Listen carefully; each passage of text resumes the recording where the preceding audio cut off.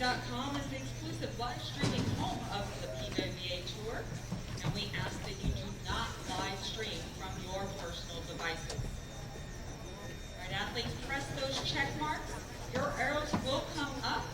All right, blind fans, pick out your favorite pro, cheer her on. How about a great send-off for round 2 of the Pepsi PWBA Louisville Open. Good luck, ladies.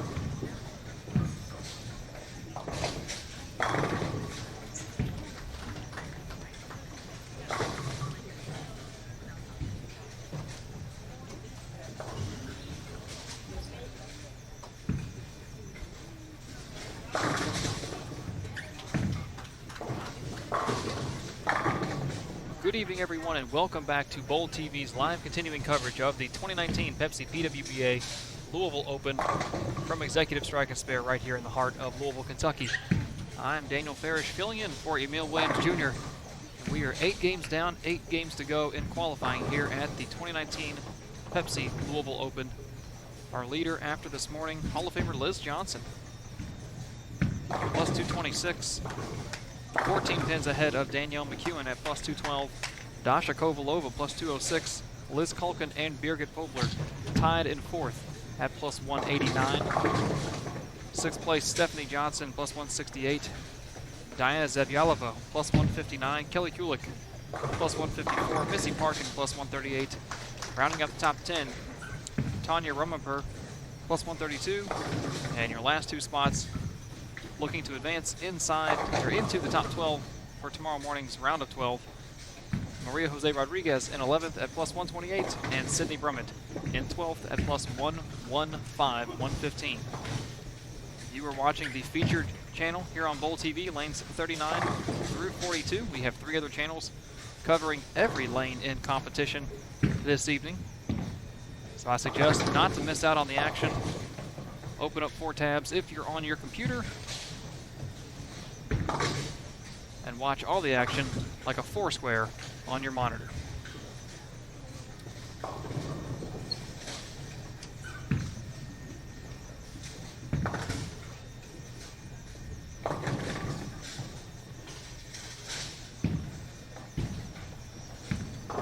Aaron Smith and myself were speculating late in Game 8 this morning, or earlier this afternoon, just what we would see tonight. And we have already seen players starting further left than they did this morning, with more surface than they threw this morning, which is a ritual amongst tournament players as they both, squad after squad on the same pattern. They tend to start deeper each time they see the pattern out fresh. So nothing different that we're seeing tonight than we've seen in the past. I talked to a couple of our manufacturer representatives, one of which being Matt Ogle, PBA doubles champion with Sean Rash from earlier in the year. And he said that the players they have in the field were we're hitting their stuff with some more surface than they had this morning, and he expects to see players moving further left, quicker and sooner. We've already seen that. Players have hopped in on top of third arrow pretty quickly here at Executive tonight. And it's going to be a race to find the hold on this mystery oil pattern. This is fresh oil. We did strip and rerun during the lunch break.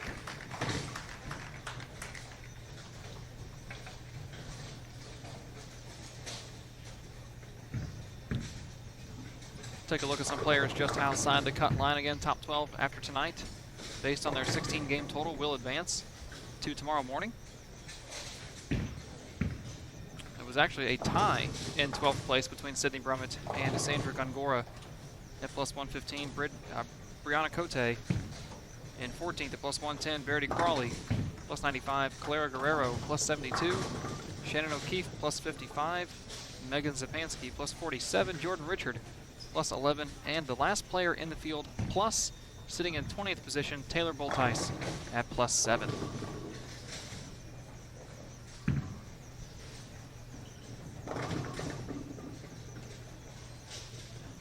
Nice little tap on the light 4-pin there for Stephanie Johnson.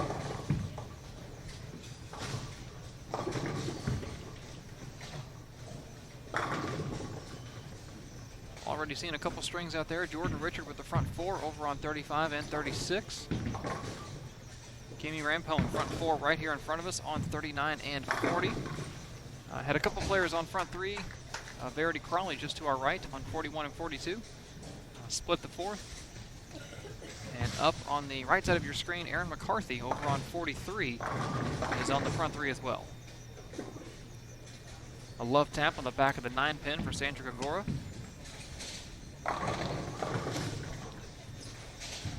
Sandra, one of our players that strung them this morning, had the front 9. Left a 10-pin in the 10th frame, spared it, and then went runaway Brooklyn for a strike in the field ball for 279. That was the lone or the high game of the morning, not the lone 279, as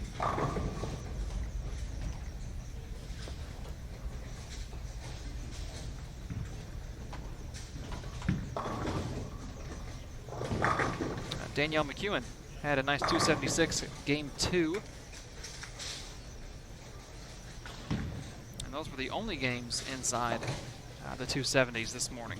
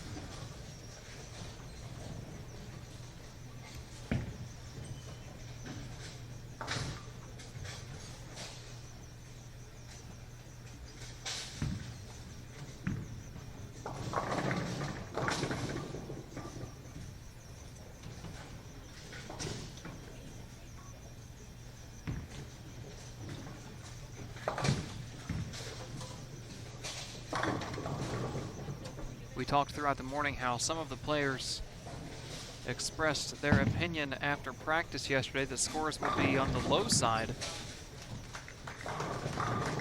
during qualifying today. Seems to be quite the opposite. As your cut to get in, top 12 was a 214 average. 3 players averaging north of 225, with your leader, Liz Johnson, at 228.25. To put it in some perspective, though, granted, different oil pattern, different bowling center, but you look back at last year's Louisville Open, it was a standard event, so they had, you know, an open field. It wasn't an elite field like what we have today. So 92 players, I believe, entered the tournament last year. And after 8 games, the top 12 number was plus 277. So Liz Johnson leading the way here after 8 games at plus 226 would have been 51 pins outside of the top 12 number last year. Now last year, after 16 games, they cut to the top 32. So to give you an idea, last year after 16 games, 32nd place averaged 216.81. The 12th place cut after 16 games last year was a 225.38 average. The cut, top 12. So Liz Johnson would have to put up the same numbers this afternoon as she did this morning just to make the top 12 after 16 games last year. Winning scores on TV, 265, 228, and 259. Of course, the eventual champion, Erin McCarthy, shot 259 to Maria Jose Rodriguez's 210.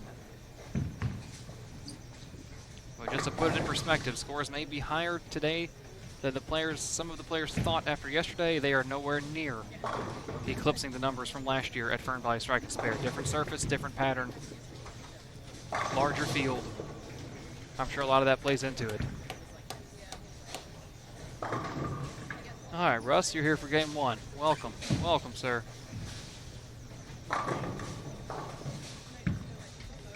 You showed up just in time to see some strikes, apparently, at least here on our featured pairs. one of our featured pairs between Maria,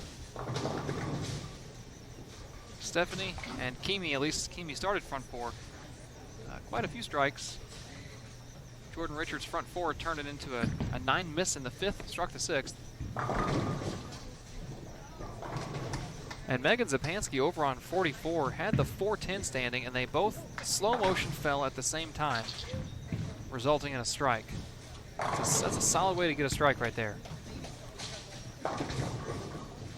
Exactly, Don. It's, you know, the scoring pace significantly different from last year's event, but like you said, apples and oranges. Too many variables are different. Surface, pattern, field size, field strength, certainly.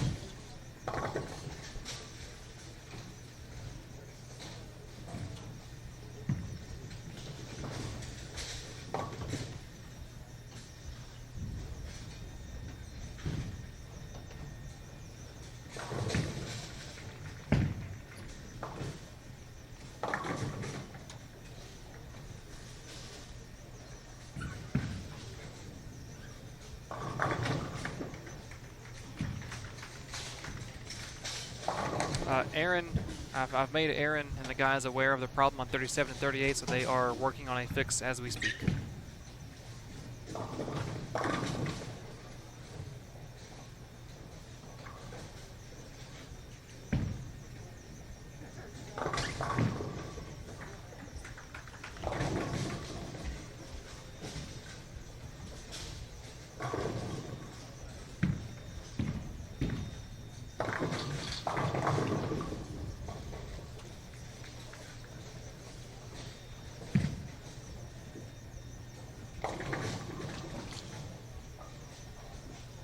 Just to give you all a little insight, it looks like it may be a camera, one of our cameras, because I see Aaron feverishly sorting through some of the camera boxes to get a new camera, so just hold tight. We are aware that it's down, and we are working on it. We're not just going to leave you all hanging.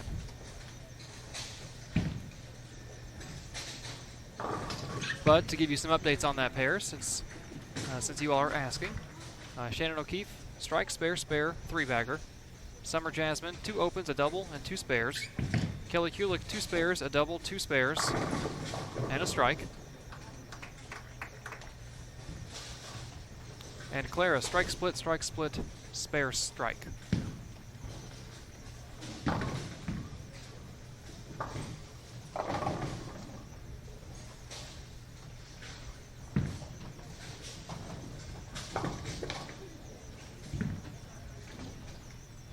Oh yeah, I absolutely appreciate it. We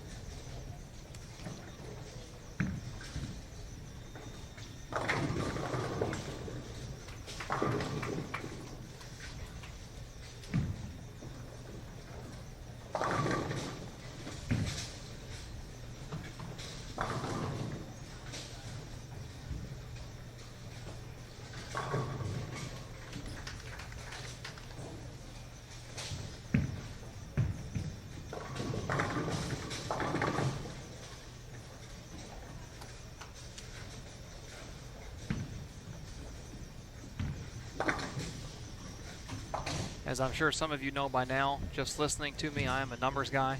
I like statistics. And I went looking at the top 6 in the standings, looking for trends, trying to see just how did they get their way to this top 6 and what did they do as far as scoring went. And all 6 of them, at some point in their first 8 games, either had a 3-game stretch or 3 of 4 game stretch where they shot north of 740 for a 3-game set. I'll give an example. Games 4, 5, and 6, our tournament leader Liz Johnson, those 3 games averaged 246. Danielle McEwen, games 1, 2, and 4 averaged 252. Dasha Kovalova, games 3, 5, and 6, averaged 259. Liz Kulkin, games 5, 6, and 7, almost had a triplicate, 59, 58, 58 for a 775. That's a 258 average. Birgit Poplar, the first 4 games of the tournament, shot 980, averaged 245. And Stephanie Johnson, games 4, 5, and 6, averaged 246.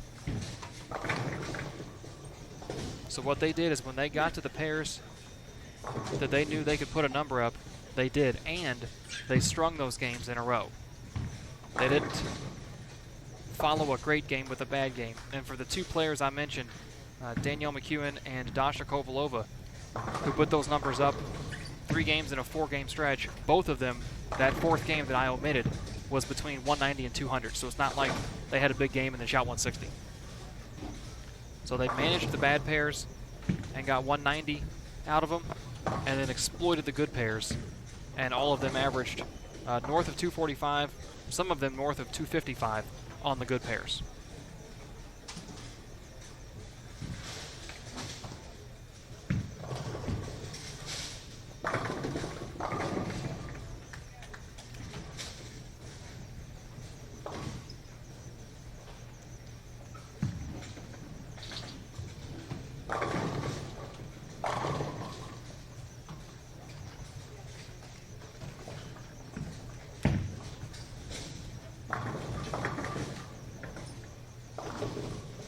Outside of what we have in front of us, nothing too big popping off. You're not really missing any action. Stephanie, a little bit outside there for Maria. Stephanie Johnson has the highest possible game in the house right now with a 268 up on the board. A couple 240s, 250s throughout the house. But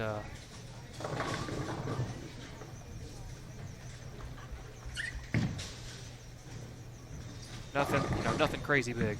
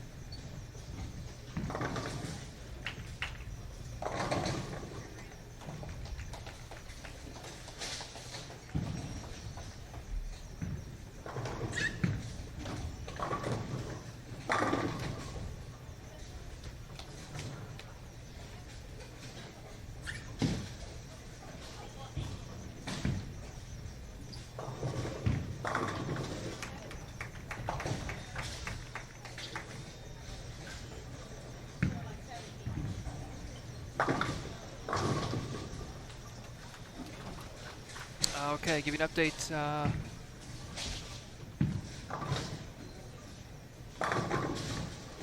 On 37 and 38, Shannon O'Keefe split the 9th. She can punch the 10th for 223. Summer Jasmine up in the 9th can punch out for 213. Kelly Kulik on a 3-bagger can punch out for 247. And Clara Guerrero up in the 9th can punch out for 204. So max possible scores on that pair.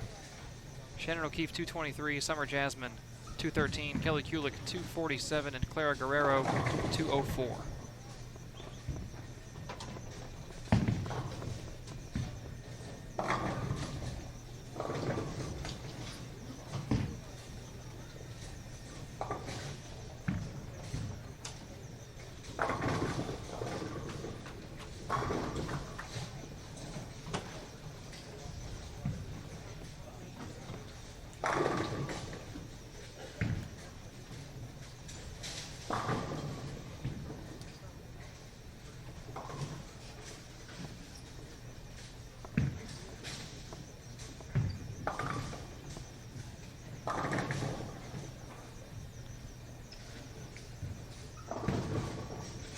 Jordan Richard doubled the 10th. She's going to be in the 240s.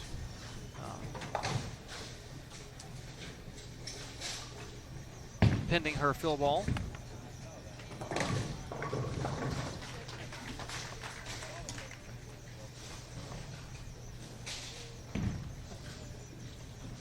Look over to the high end of the house on impossible scores with 10 frames left.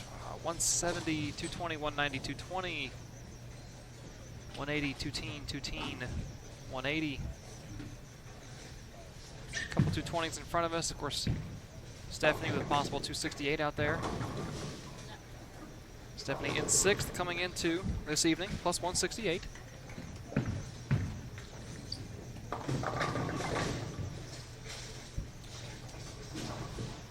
Oh, Russ, got to go for the cowbell. We can always use more cowbell.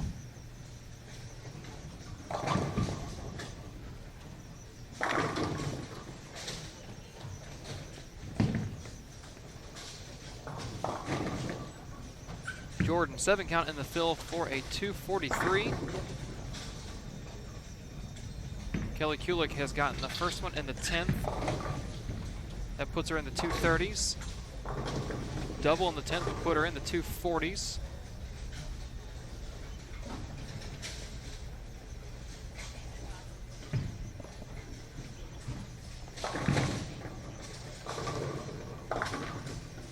It looked like Aaron got the score monitor working over on 35 to 38, so that's good.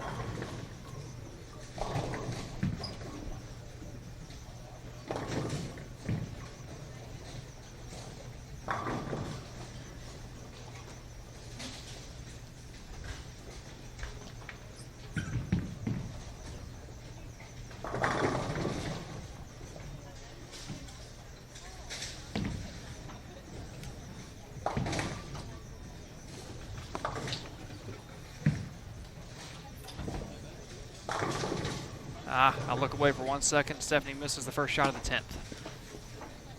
And did not leave herself an easy spare conversion either. Slide a little bit, converts it no problem.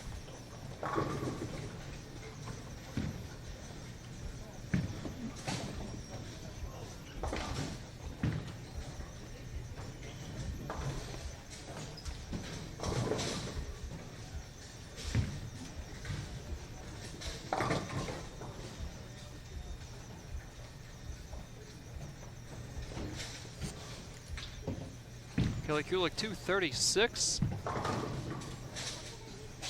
Looks like Jordan Richards, 243. Currently high in the house there on game 1. See what Stephanie does here in the fill. A little bit further right. Good shot. 245.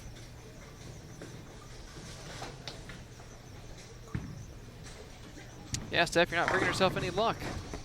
What's going on?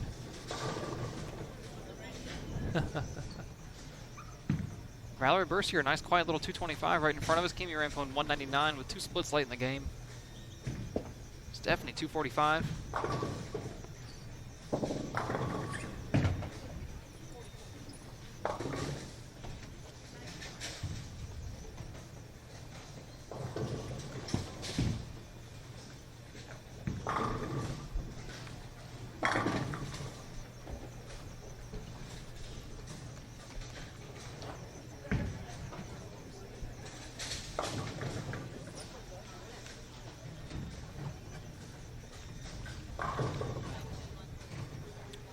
Just like that, 1 game down, 7 games to go before we make the cut to the top 12 here at the 2019 Pepsi PWBA Louisville Open. I'm literally drinking a Pepsi right now. How can I forget that?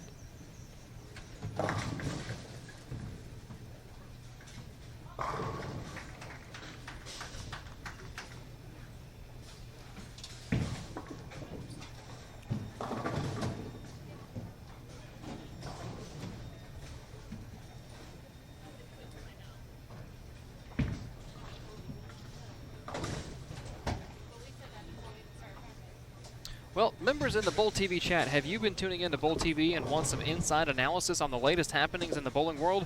Listen in to Bowl TV Central, where the Bowl TV crew recap and preview the biggest events in bowling. And we've got quite a few events left on the calendar. Of course, the BowlerX.com PWBA Orlando Open next week. The last elite stop, or the last regular season stop, before we catch the two big ones at the end of the year, the Cubica AMF PWBA Players Championship from Raleigh, North Carolina, and the PWBA Tour Championship from Richmond Raceway. Really looking forward to that one.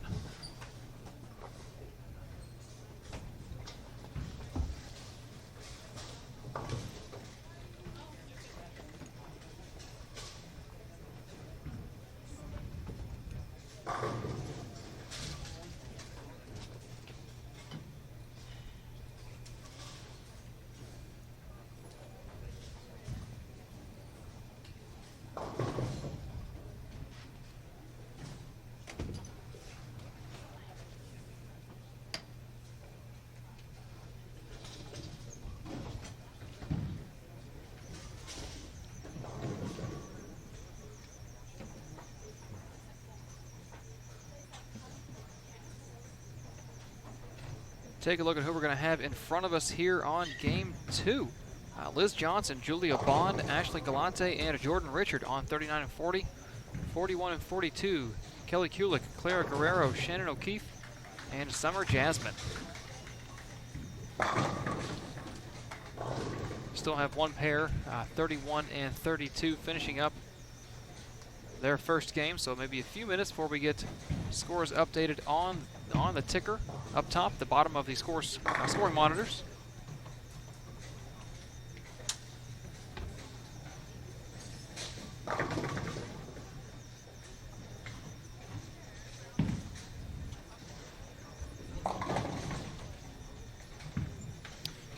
Nick, I have mentioned that topic this morning, talking to myself, talking to Aaron Smith, and talking to Matt Ogle, and you are exactly right. This house, through the years, it's been incredibly easy to get to the pocket, depending on the pattern, of course.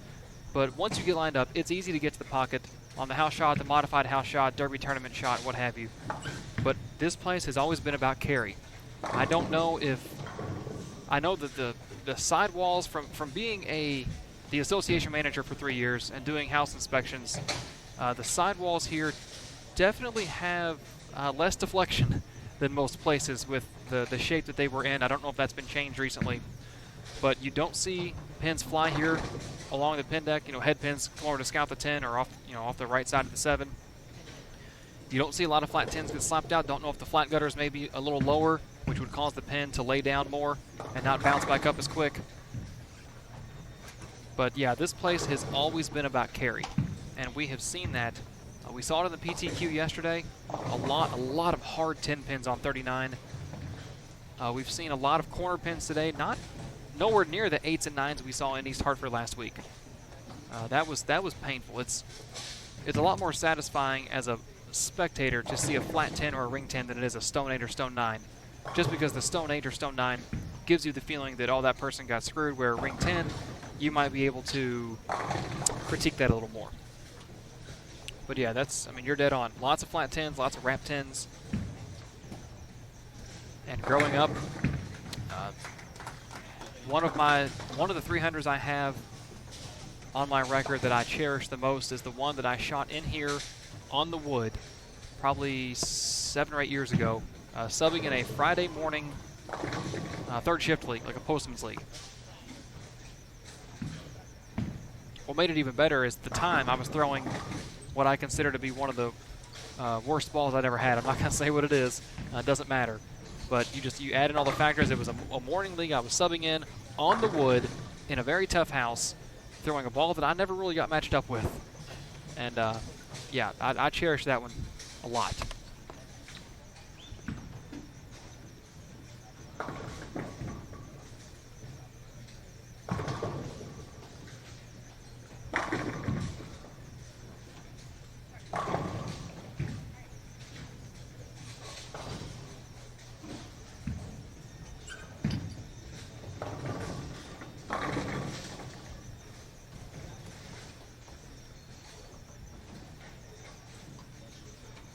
If you're looking at the ticker at the bottom of the scoring monitor and you say those numbers aren't right, well, you are correct. I guess it did not update after Game 8, so those are still Game 7 numbers from this morning.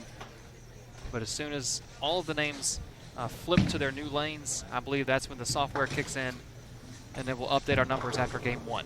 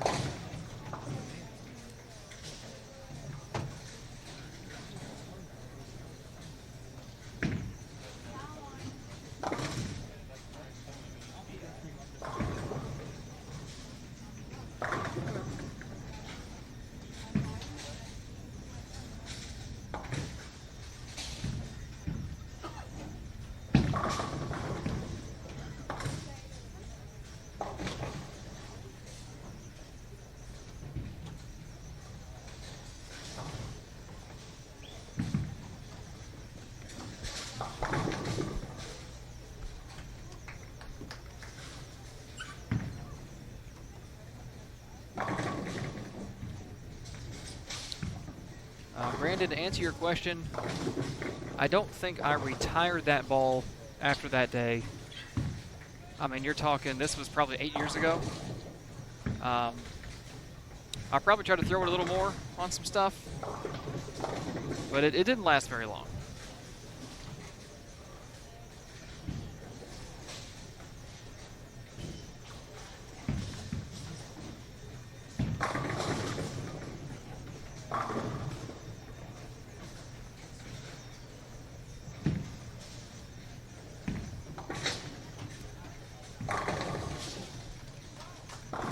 Looks like we do have some updates on the scroll after Game 9. Liz Johnson maintains the lead, plus 271. And it's not going to go position by position now. It's going to go first to 12th. 12th place, Sandra Gongora, plus 121, 112. 123. I was 0 for 2. Again, you can click on the tabs on the right side of the chat for all of your tournament information. It will take you to pwba.com/live, and you can look up standings, roster, PTQ standings, any information you want about this tournament right there, pwba.com/live. We're still waiting on the online scores to get updated after Game 9, so hold tight, and we'll bring you what we have.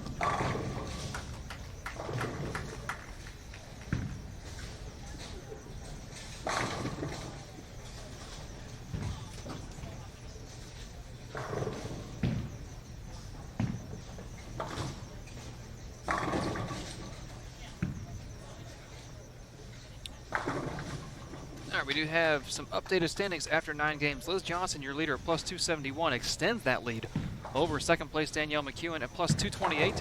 So a 43-pin difference between Liz and Danielle, first to second.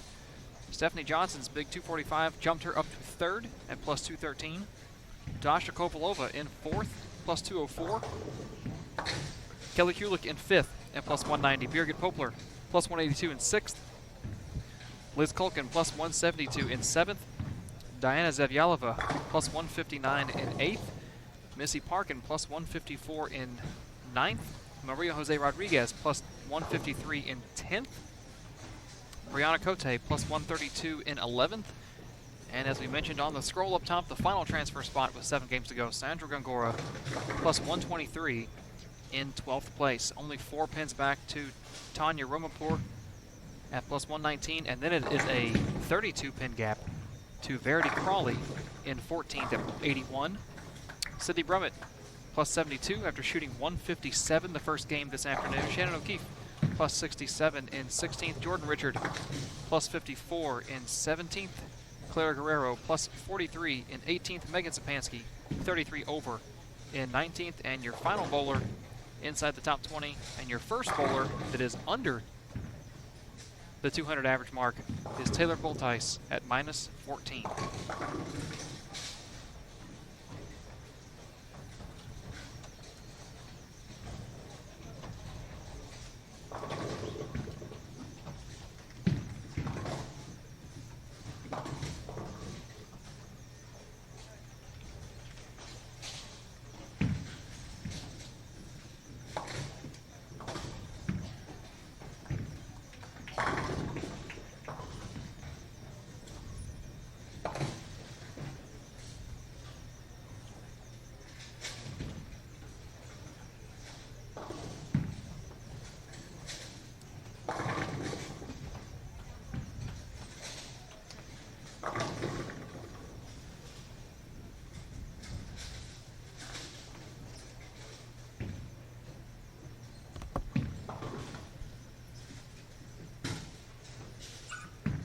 Talked about it earlier, another missed single pin to the right, which is kind of what leads us to believe this pattern a little bit longer, maybe a lower volume, certainly with how quickly they're moving left, but appears to be a longer pattern.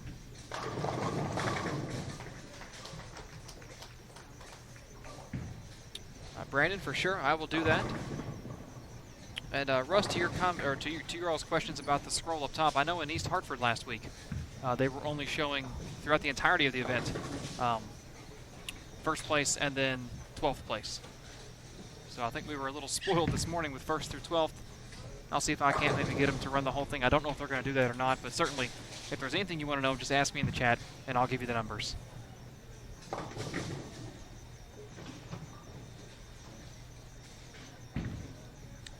Fine, I hope so. I'd love to see a quartermaster here in the field. That's a local, just fun bowling thing we do with some of the bowlers here in Louisville, for those of you that don't know, which would be all of you except Vaya and myself.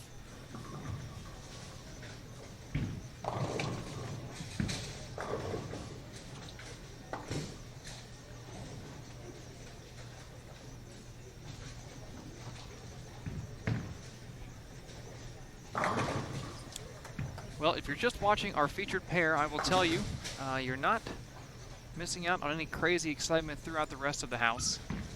Some decent scores, 5, 6, 7 frames through, but nobody's stringing them. Here to start game 2.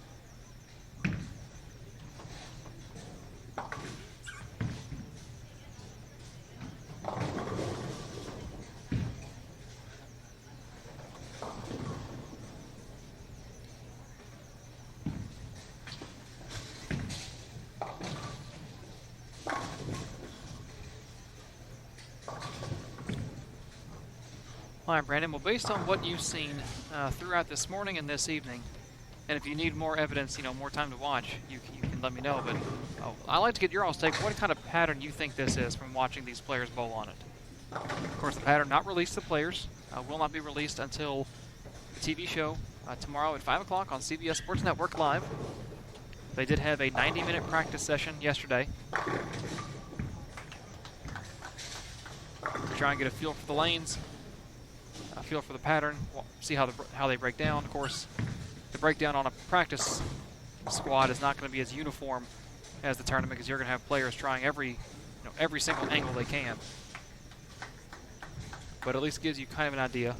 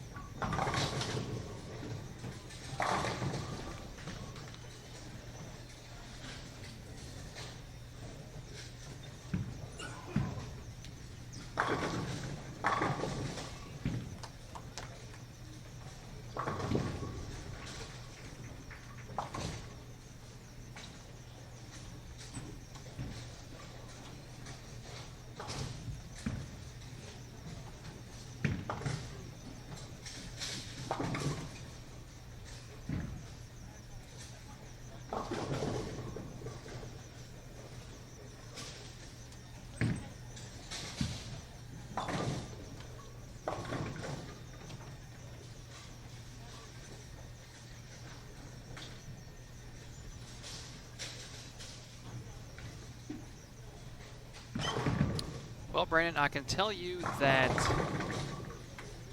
just based on my limited experience out on tour and from what historical evidence I have, nothing has led me or the players to believe that this pattern, the pattern for the second 8-game block, is different than the first 8 games.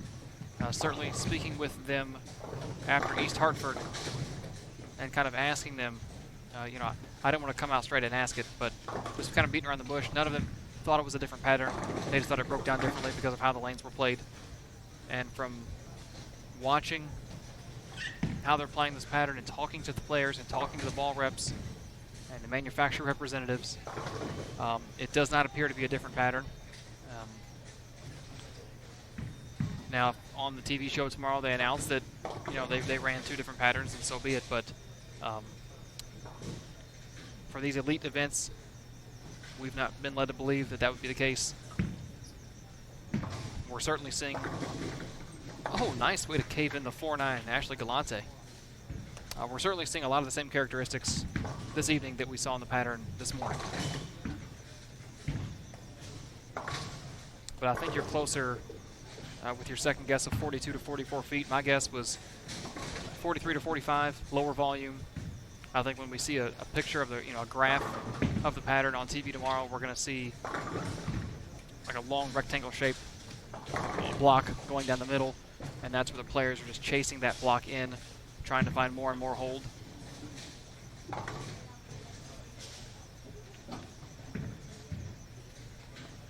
But we will see. We will definitely see. Looking up and down the house, a couple possible 230s out there. Kelly Kulik, a 240 max score through 8 frames.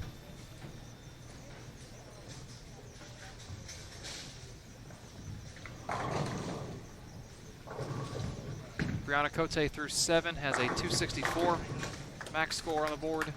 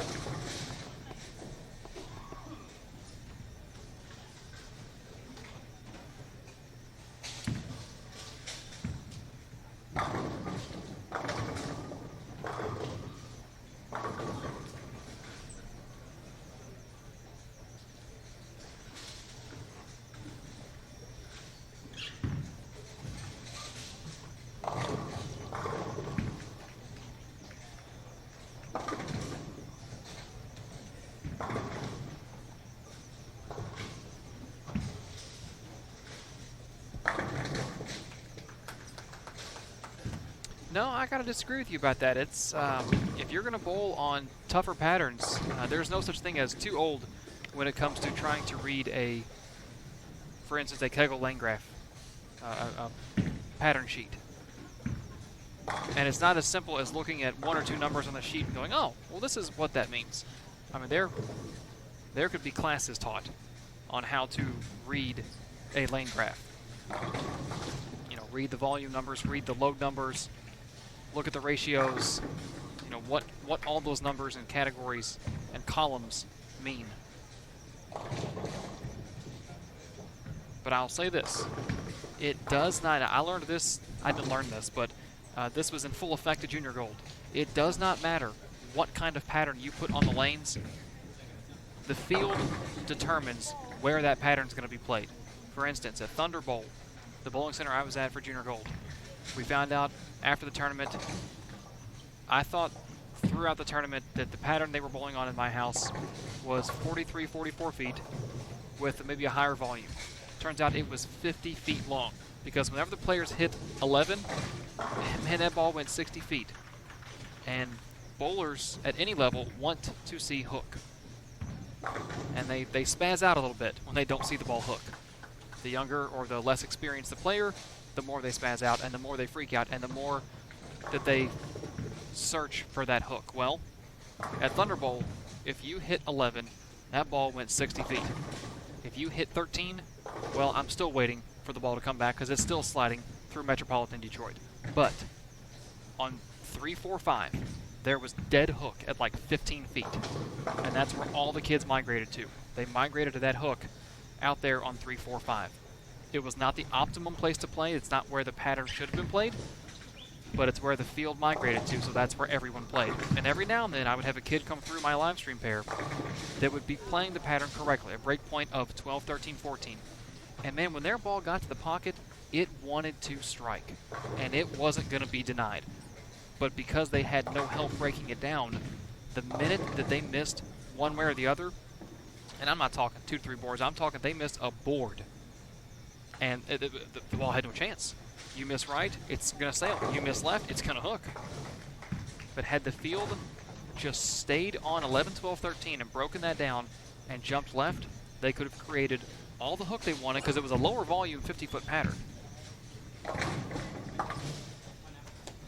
They could have created all the hook they wanted in the track area, and that they would have kept moving left, they would have found all the hold in the world. I'm pulling up a pattern right now. Yeah, it was 50 feet, 23.2 units, which is a lower volume for a sport pattern. And I'm looking right here. They had a block of oil from 15 to 15 that went 40 feet down the lane. So if they would have just kept chasing that in, at 25 feet, they had oil for the right-handers on 25. At 25 feet, they had oil at board 25. So they could have had that thing at the arrows as far left as they wanted, and they would have found hold. Yeah, bowlers freak out when they don't have hook. That's why you see a lot of players scuffing their equipment before practice or during practice or before a match. They want that read, they want that hook, and they want to try and break the lane down. Well, the more experienced players know to try and break the lane down. The less experienced just run to wherever the hook is.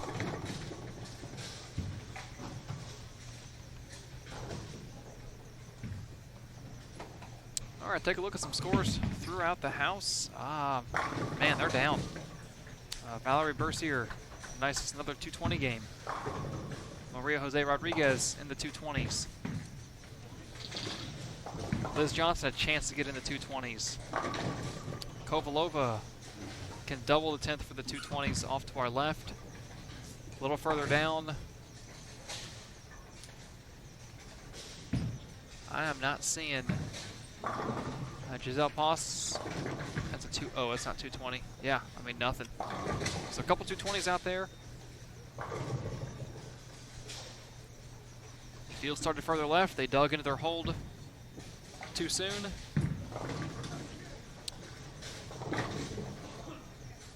The rule of 32, in a perfect world, it does exist. Now, you know, some extremes. Obviously, if you're on a 50-foot pattern, your break point's not going to be 18 because the pocket is on, what, 17 and a half? But, you know, on a 29-foot pattern or a 30-foot pattern, you're not going to be throwing the ball in the gutter. But it's a good number to use. But if the field determines they don't want to play there, well, there is no rule. It's the Wild Wild West.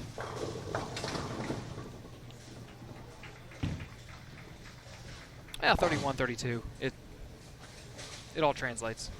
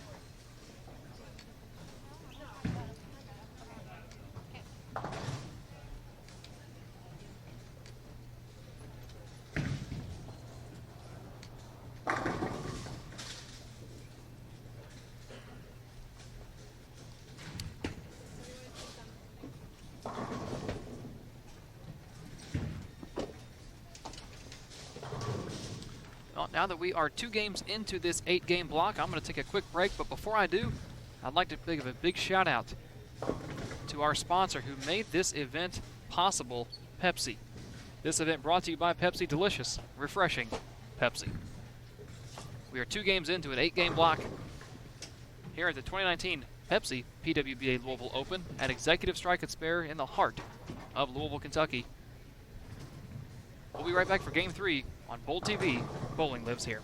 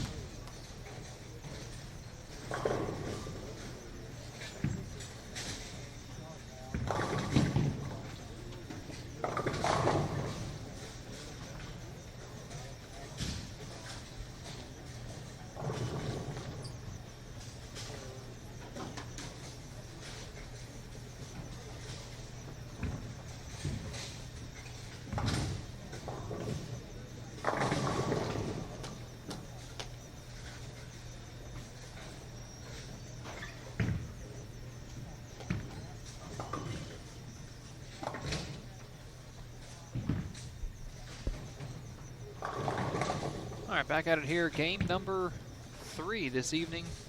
Game number 11 overall in this 16-game qualifying set. 8 games this morning, 8 games this evening after 10. Liz Johnson still your leader, plus 286. Dasha Kovalova up to second, plus 230. Birgit Poplar up to third, plus 228. Danielle McEwen drops to fourth, plus 220.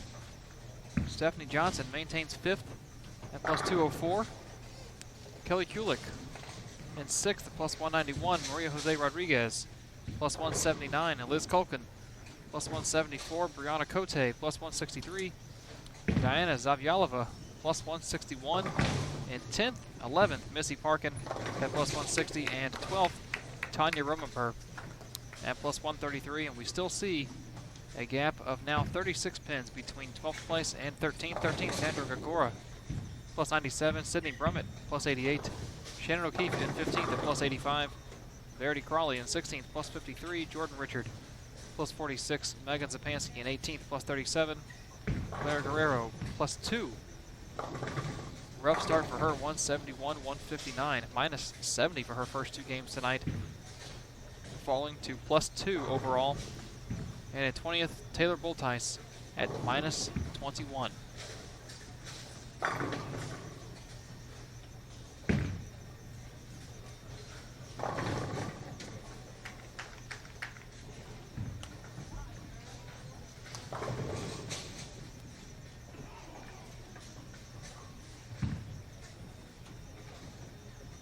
Jennifer, if that's the case, it is a collector's item, and I suggest you put that in a shadow box or a frame or something.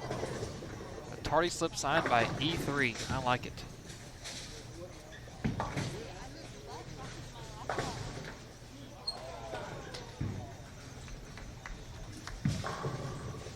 For those of you wondering, our defending champion Erin McCarthy, despite making it out of the PTQ yesterday, she shot basically 700, 711, I think, for her last 3 to make it in to the main event through the PTQ.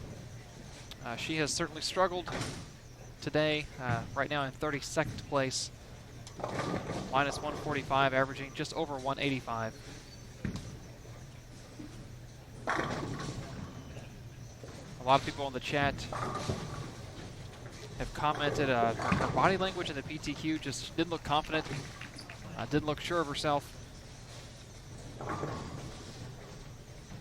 And that seems to have, despite the big 3-game run she had yesterday, carried over a little bit to today. So it looks like we will have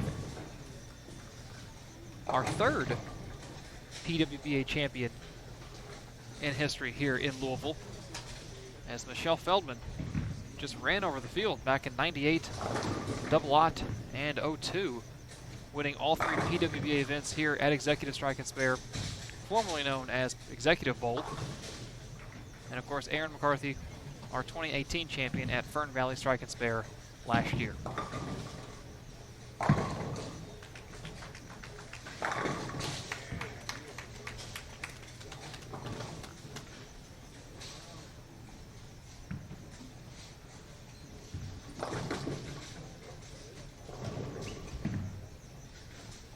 couple of strings out there. Sydney Brummett in front of us on the front four. Caroline LaGrange, the pair to our right on the front four. Liz Johnson all the way on 45 and 46 on the front six.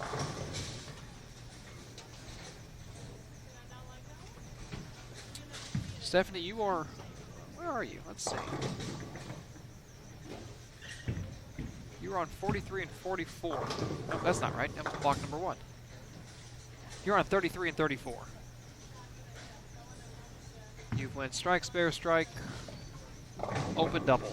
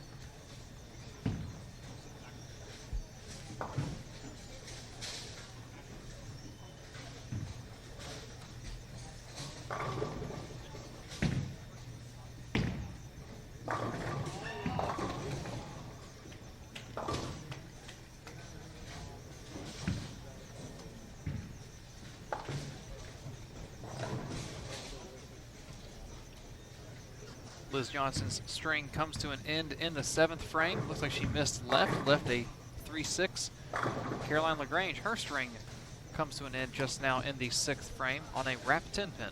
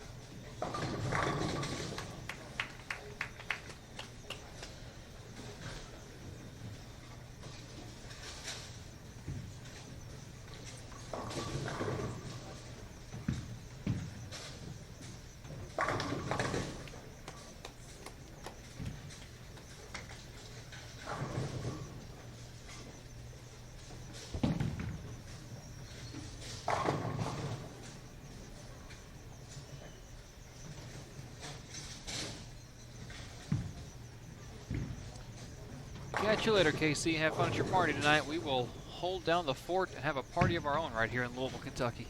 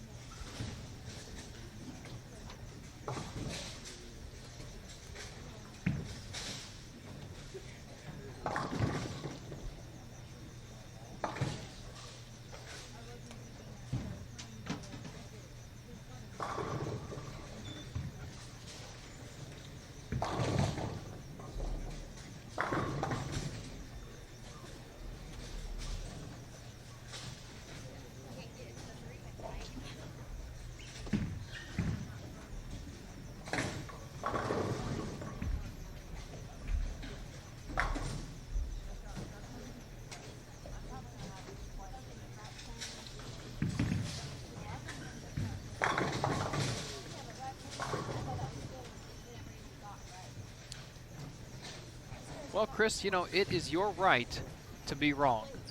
So if that's how you want to go about life, my man, it is all good.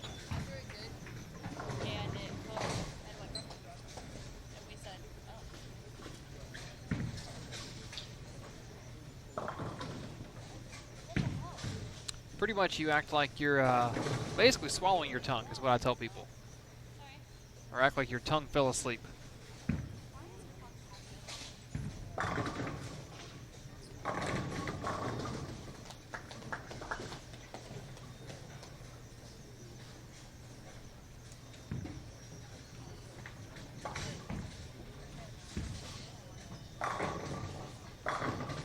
Louisville.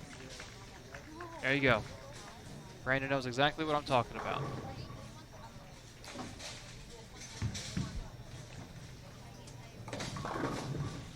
Liz Johnson back-to-back spares following her front six. She'll be up momentarily on lane 45.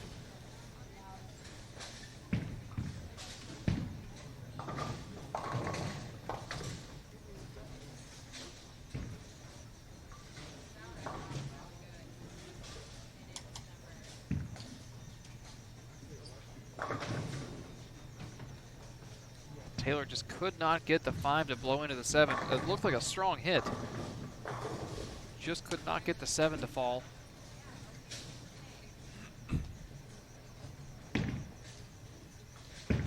I will say, and it's 6 frames in, a massive kudos to Erin McCarthy. We mentioned she's struggled all tournaments, struggled in the PTQ, went big the last 3 games to make it into the tournament, the main event. Has struggled today. This game through 6 frames, she has 3 splits and she's converted all of them. Consummate professional. Doesn't matter where you are in the standings. Always give it your all. And as soon as I say that, she has one more opportunity to shoot a split off her hand. She didn't like the shot. 3, 6, 7, 10, just off to our left on lane 38.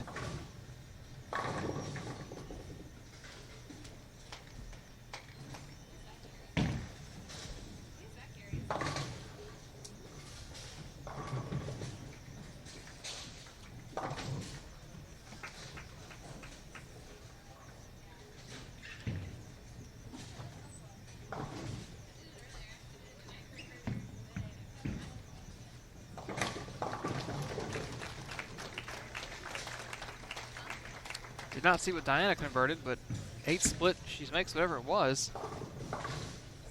Erin takes the 6-10 off the 3-6-10. Well, Mary Chapin Carpenter said it best. Some days you're the windshield, some days you're the bug. The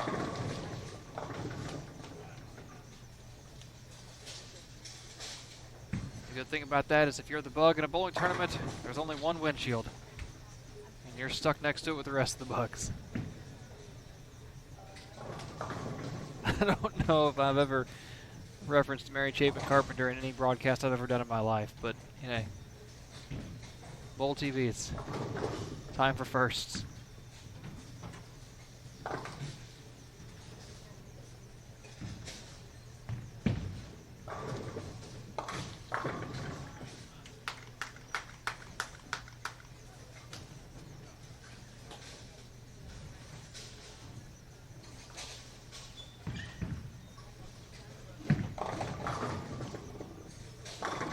Good shot right there, Missy Parkin.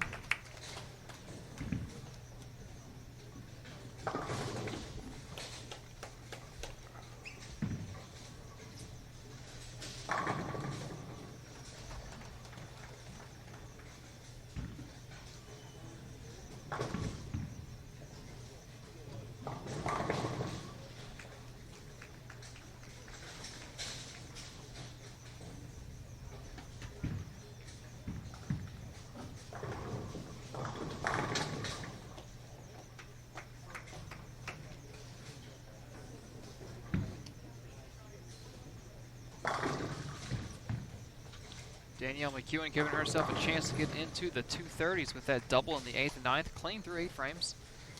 Birgit Poplar, same, clean through 8, only looking at a possible 206. Both players inside the top 5, top 3. Excuse me, no, Danielle's 4, inside the top 5 after 2 games this evening.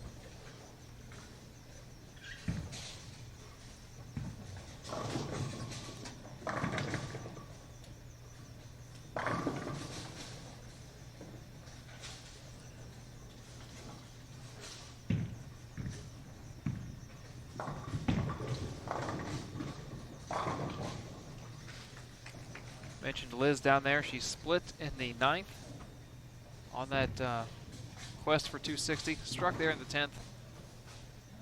Chance to get to 241. Giselle very unhappy with that shot, and rightfully so. Gets it a bit wide. It turns a clean game that could have been a 2-0 into a 9 frame filled, 1 open frame, a 180 game. The odds were against her on the 2-4-10, but everybody out here on this tour more than qualified and talented enough to convert the 2-4-10. It's just like an extra big washout. It's like you supersize the washout. That's my third McDonald's reference of the day, by the way.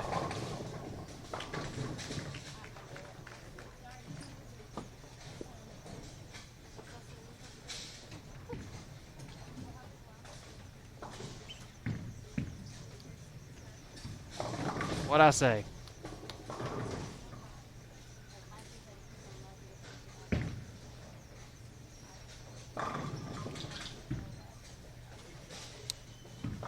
Giselle put up a pretty good fight last week in East Hartford, ended up finishing in 7th.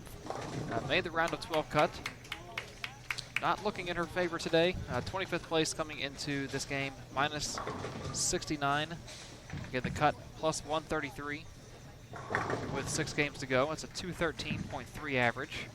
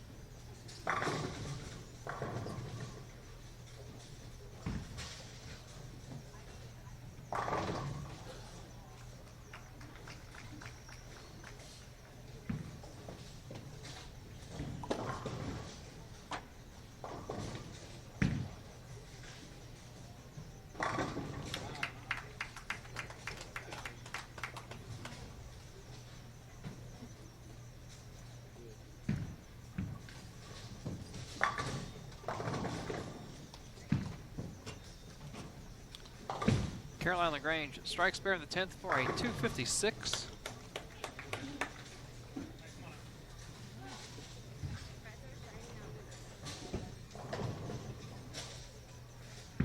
That is the biggest number that we have in front of us. Sydney stepping up, chance to double to get into the 240s right here on lane 41. Danielle's in the 230s after that double in the 10th as well.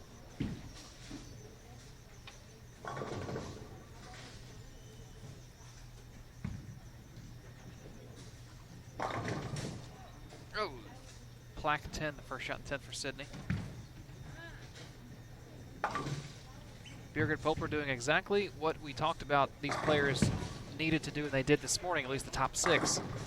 They exploited the pairs that they could, and they managed the pairs that they couldn't. And by managed, I mean we're no less than 190.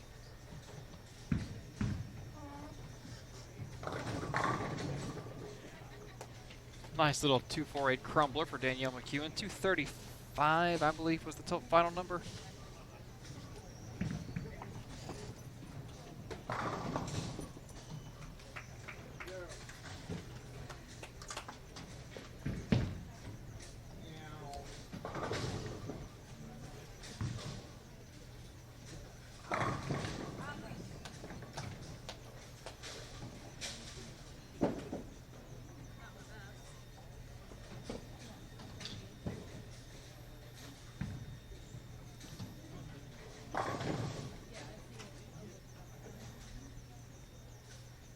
Now Sydney finishes up a nice 225, and I'll tell you what, fans, if you can't get enough bowling here on Bowl TV, be sure to follow the PBA Summer Tour and race for the USBC Cup exclusively this August on the PBA Network. 7 PBA Tour titles are up for grabs, including berths into the Flow Bowling ATX Invite and the PBA China Tiger Cup. Don't miss the action live on the PBA Network this August.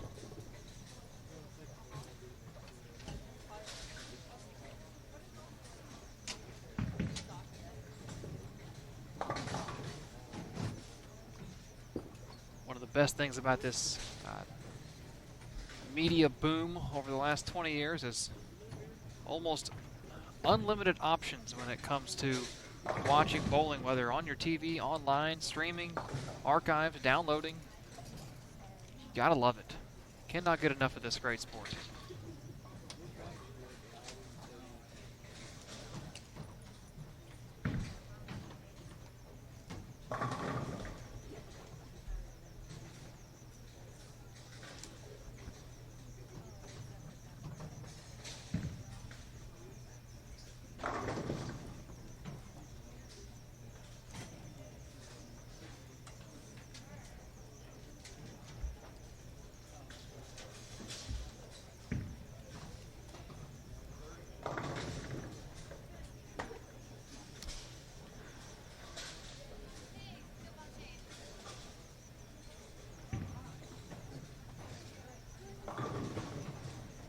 All right, coming up game 4, take a look at who we're going to have on our featured pairs for the next 10 frames on 39 and 40. Looks like everyone's making just a move to the right. So we'll have Tanya Rummenpier, Liz Culkin, Aaron McCarthy, Megan Zapansky on 39 and 40, 41 and 42. The players we just saw on 39 and 40, Birgit Popler, Taylor Boltice, Danielle McEwen, and Giselle Pass.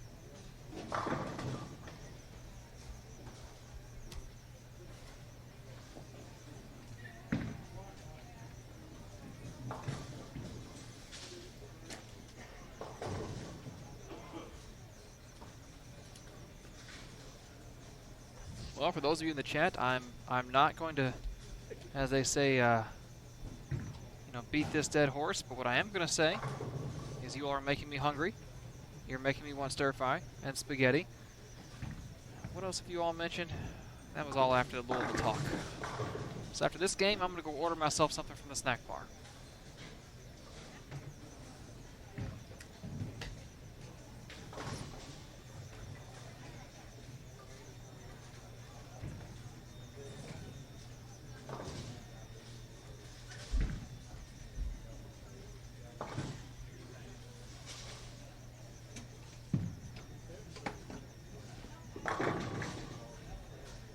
And before anybody worries, don't worry. My screens are not out. They were just down as they flip names.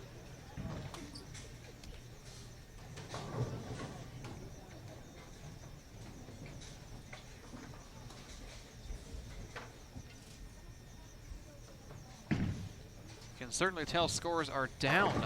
Looking across the board, a lot of players within eyesight are under 600 after 3. Only one player hitting 39 and 40 is north of 600. 2 players on 41 and 42 are north of 600.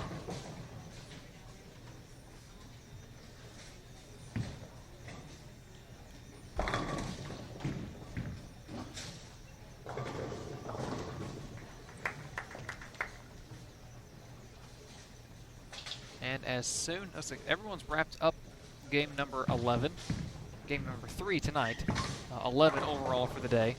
And once they hit us with that update on the scroll and an update online, we will bring you those numbers.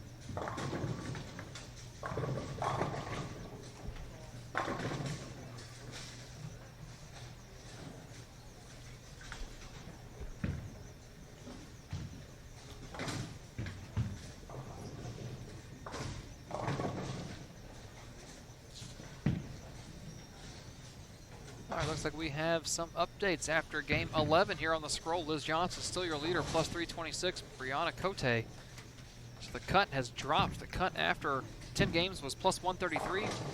It has come down. I don't know if that's right. Something about that's not right. Plus 118, the cut was 133, and Brianna was plus 163. Something's not kosher there. Let's wait and see what we get online. Wow, that's okay. Well, I stand corrected. That is the cut. That is correct. Okay. Liz Johnson plus 326 yet again extends her lead over second place, which is now a tie between Dasha Kovalova and Danielle McEwen at plus 255, a 71-pin lead with 5 games to go. Birgit Poplar plus 224, and Maria Jose Rodriguez, who shot 690 the first 3, up to 5th at plus 218. Kelly Kulik and Stephanie Johnson tied at plus 198 in 6th and 7th. Missy Parkin in 8th at plus 171. Diana Zavyalova plus 161. And in 10th, Liz Kulkin at plus 144. Tanya Romanper plus 143. 25-pin drop down to Brianna Cote, who shot 155 last game. Plus 118 still in the cut. Sydney Brummett just outside the cut, plus 113. Shannon O'Keefe plus 95 is in 14th. Sandra Gongora in 15th at plus 74. Verity Crawley in 16th at plus 50. Jordan Richard plus 18. Valerie Bercier plus 6. Caroline LaGrange in 19th at minus 2. And Clara Guerrero in 20th at minus 4.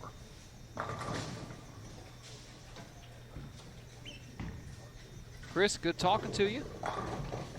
Thank you for joining us. Hopefully we will see you in the chat tomorrow for the round of 12.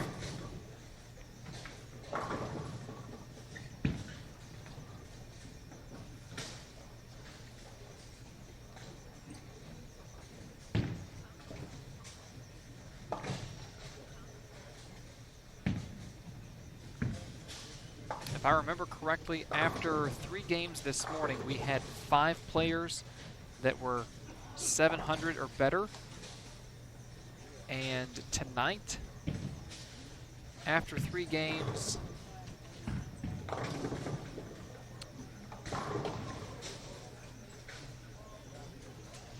we only have, let's see, we only have 3 players north of 670 and only 1 player at 700, and that's our leader, Liz Johnson, at 700 even.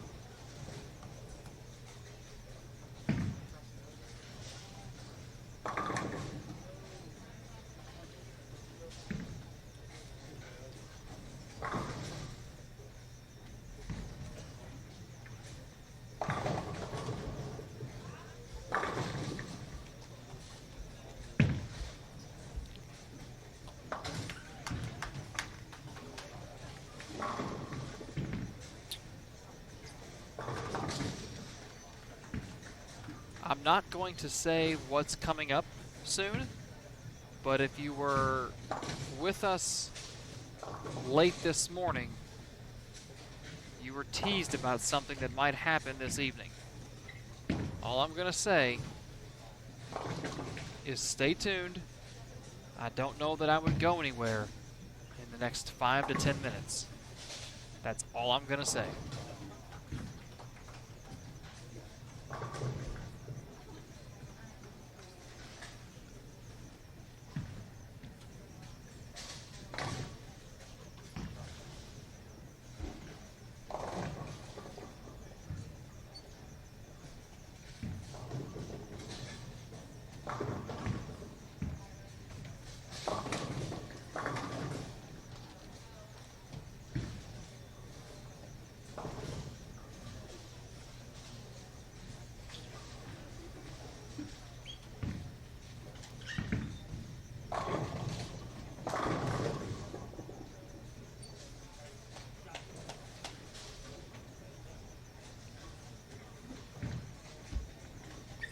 To continue on what I was saying just now real quick, someone has had some energy drinks and they're starting to kick in.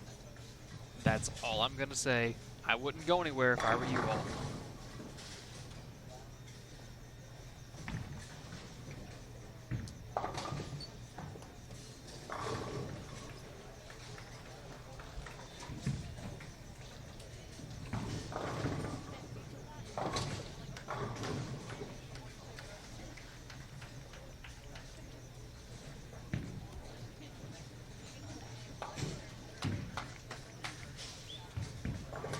Well, and as soon as I compliment a player on how they managed a pair where they didn't have a great look, Birgit Poplar has hit a worse pair, and the game has kind of gotten away from her 4 frames in. 2 opens in the middle, in the second and third.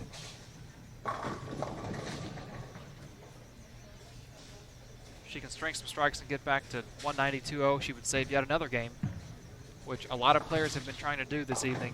The lanes have not been conducive to high scoring over the last 3 games the way we saw this morning. That's for sure.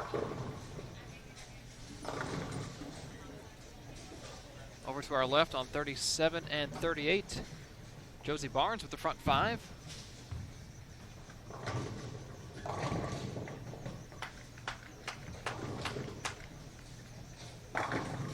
Oh, man. Great shot by Giselle. 5 9 counts in a row to start this game.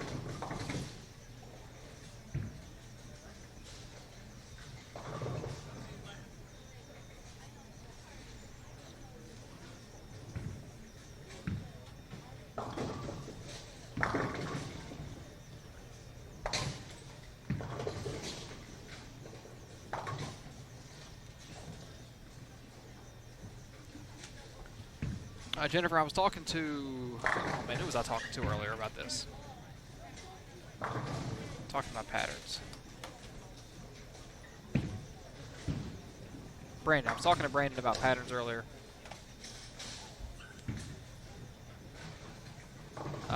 We have not been led to believe through any information that this is a new pattern. Talking to players, talking to ball reps, they had no plans for this to be a different pattern.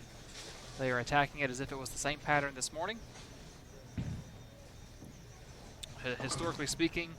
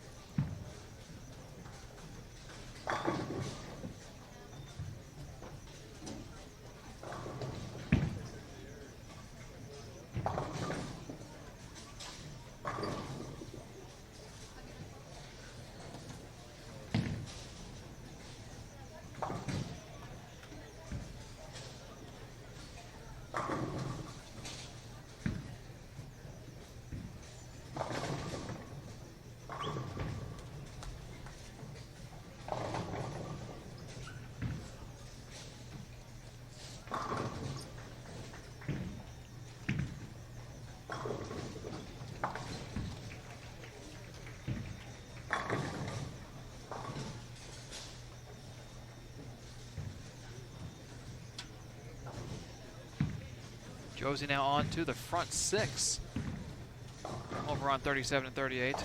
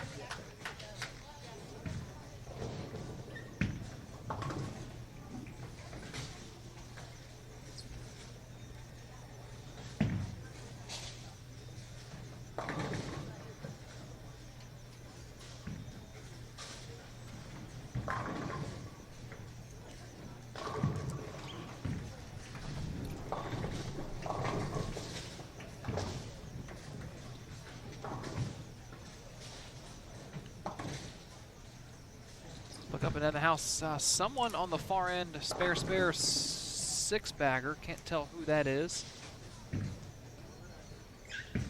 Down on 31 and 32.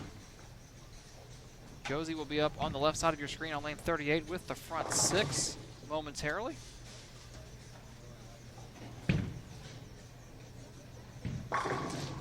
Great shot right there by Liz Culkin following the open in the sixth frame.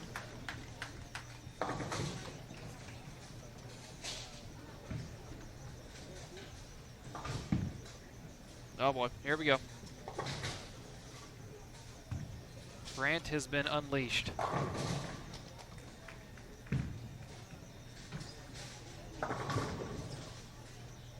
Ah, thank you, Don. Julia Bond is the one stringing him down on the low end. Spare six-bagger.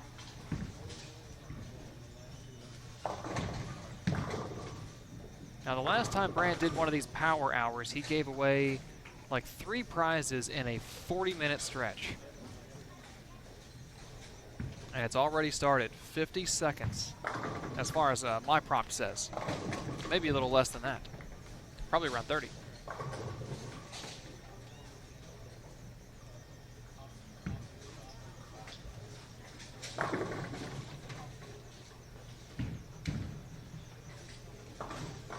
All of you know what to do. As soon as the prompt pops up on your screen, says submit entry, well, just click that prompt. You might win something. Josie struck in the 7th, front 7 on 37. There's a lot of 7s.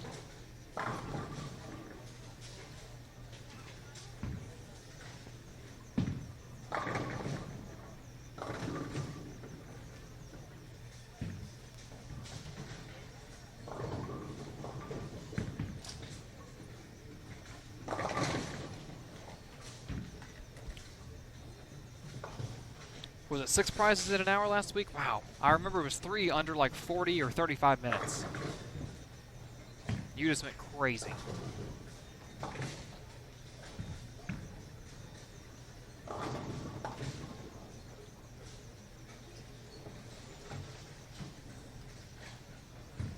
Josie Barnes up on the left side of your screen on lane 37 on the front 7.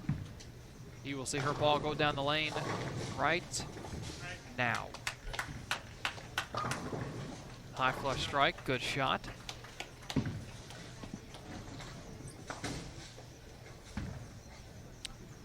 And the first giveaway winner is Gwen Sigsworth. Maria Jose Rodriguez signed picture card. Congratulations, Gwen.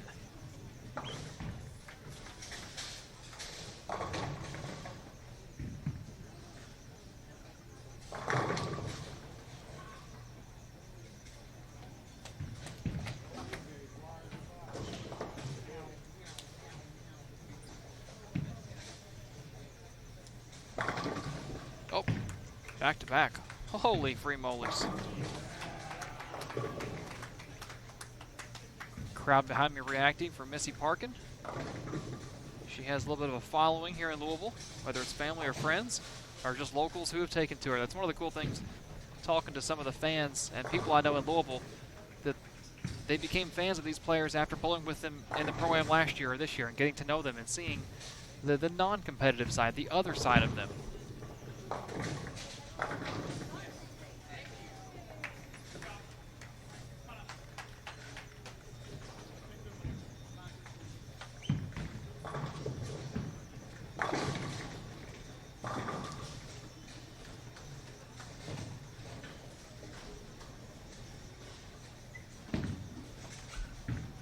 One more giveaway.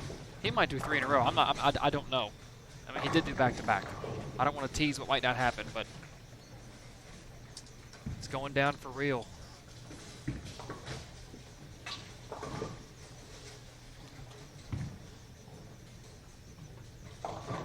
All right, Lee.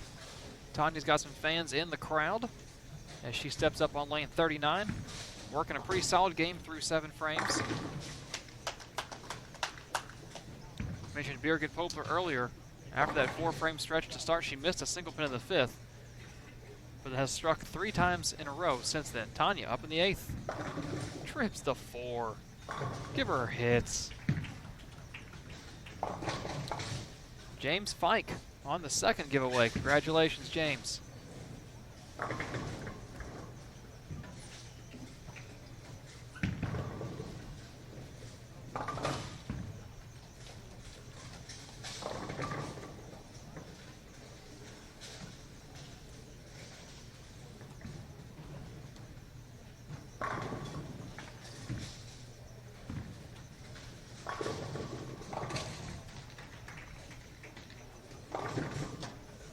Josie Barnes will be stepping up on the right side of our screen. Megan Sapansky up in the 9th right here on lane 39. Josie will be following her off to our left.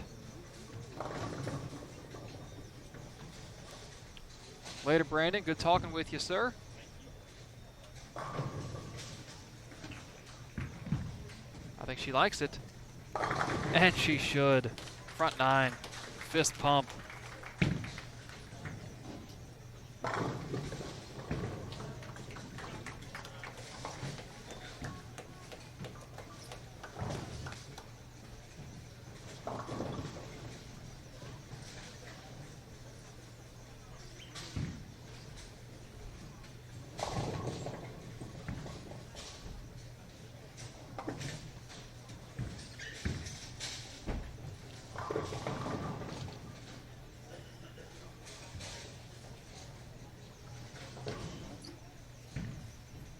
A little bit of a freak out moment. We couldn't find our man Curtis, but here he comes walking from the VIP lanes with his super duper extra fancy.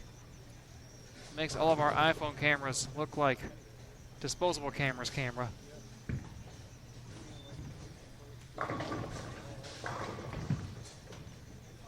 Verity Crawley had a chance at 240, stepping up at the 10th. Little high flush. 4-7.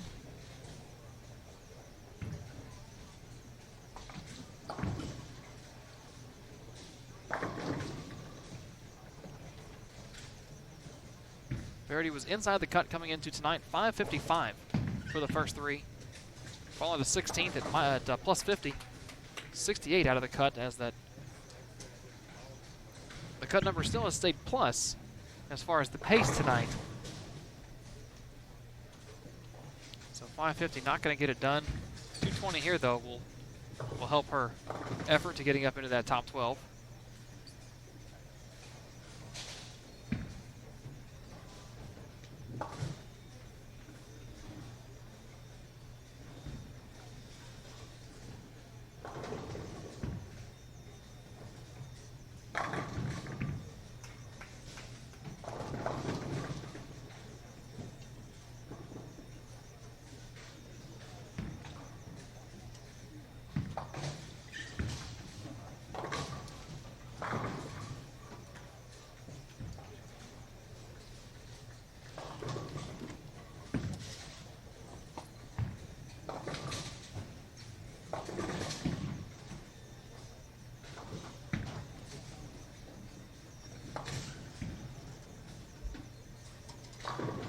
Here we go. Josie Barnes up in the 9th.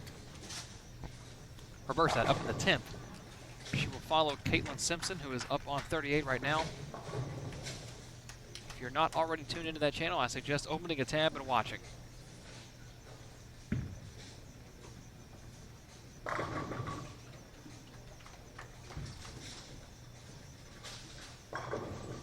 Over to Josie's left is Shannon O'Keefe. Excuse me, Stephanie. All these EBI jerseys are the same. Stephanie with a strike in the 10th, trying to shoot 220. Now Josie up on the approach in the 10th on the front 9. In her stance, she gets set. The approach and the shot. Looks left. Left high flush 10 pin. Kind of one of those Brooklyn hits that could have went either way.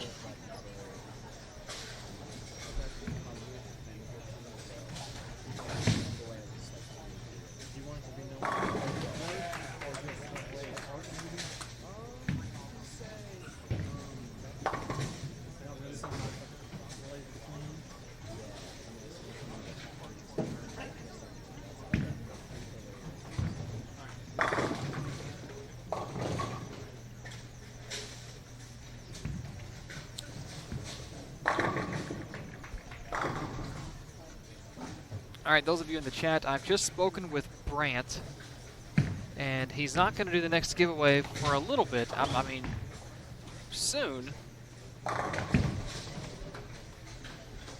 I would say stay tuned.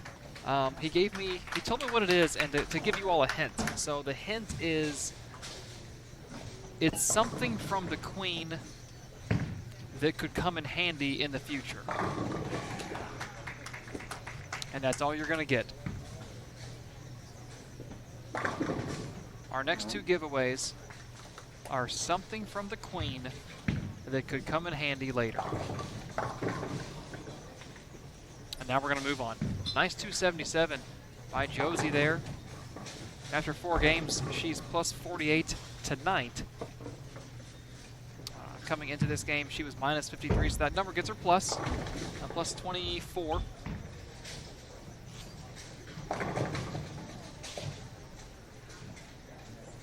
Brianna Cote, coming off a 155, has bowled a very nice, very clean game. She's up in the 10th over on 43 with a chance to double to get into the 2-0s. She started the game with a double, and then 7 consecutive frames of spares, 7, 8, 9, 9, 9, 9, 7. It's a very solid, clean game right there. Birgit Poplar, we talked about if she could string some strikes after that tumultuous start, she could get back to the 190s with 2-0s. She's thrown the first one in the 10th. If she can get the second one, good count in the fill will get her into the 190s.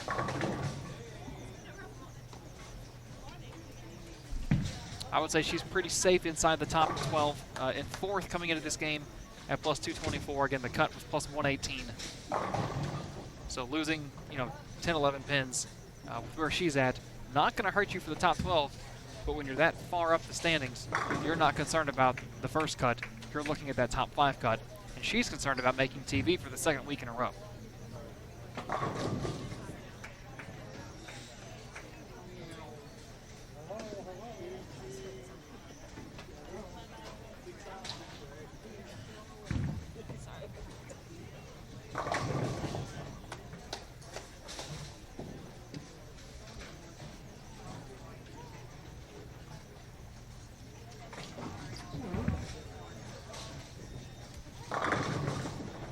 Oh, Tanya, good place for that 7-pin in the fill. It went way quick. 247, I think it was, for Tanya Rummenper. Danielle McEwen, likewise, a very nice, clean 204. Cote strike in the 10th, 9 count in the 11th. Birgit double the 10th to get double the 10th, and she's going to need to get decent count in the fill for 190.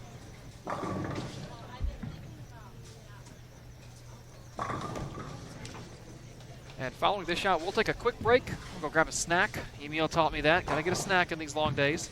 So I'll grab a snack. And we'll be back for the second half of the second 8-game qualifying block here at Executive Strike and Spare in the 2019 Pepsi PWBA Louisville Open. Stay tuned. You're watching all of this on Bowl TV. Bowling lives here. I'm all about being in your